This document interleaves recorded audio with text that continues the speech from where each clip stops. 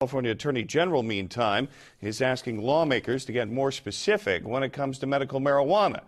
He says that, or she says that right now it is simply too hard for law enforcement and patients alike to understand how, when, and where people can get it. One of the methods in question is door-to-door delivery of the drug. Action News reporter Tom Miller took a medical marijuana ride-along and is live from our Salinas newsroom. Well, Dan, Alex Saster is basically on call 12 hours a day, 7 days a week, ready to deliver his homegrown medical marijuana to anyone who calls. And when he heard that the Attorney General wanted to clarify the rules regarding his delivery service, he said he was all for it.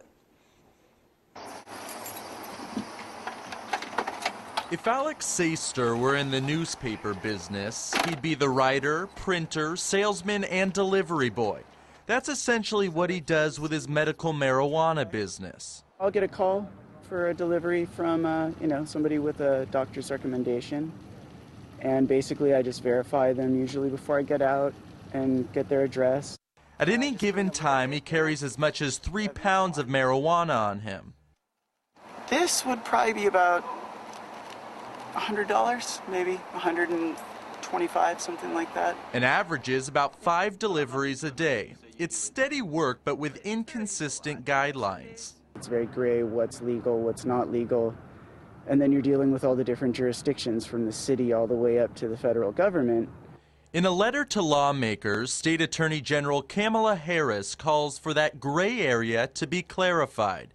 She writes, state law itself needs to be reformed, simplified, and improved to better explain how, when, and where individuals may cultivate and obtain physician-recommended marijuana. I'm all for it. I would love to see some kind of clear-cut guidelines that, as long as you're within what they specify, that you're safe. Saster tries to follow the rules by making patients fill out forms. This is my member agreement form. And he carries around his business license, too. It's my City of Watsonville business license.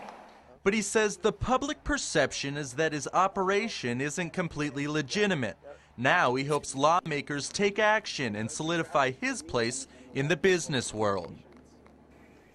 And some of the things that the Attorney General hopes gets clarified, are these delivery services legitimate, or do they actually need a physical storefront location?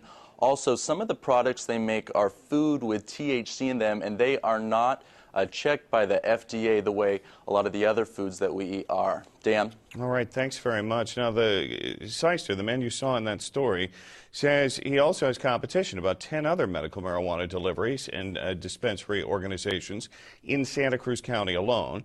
He wants to grow his business, but right now he's only making enough, he says, to cover business costs.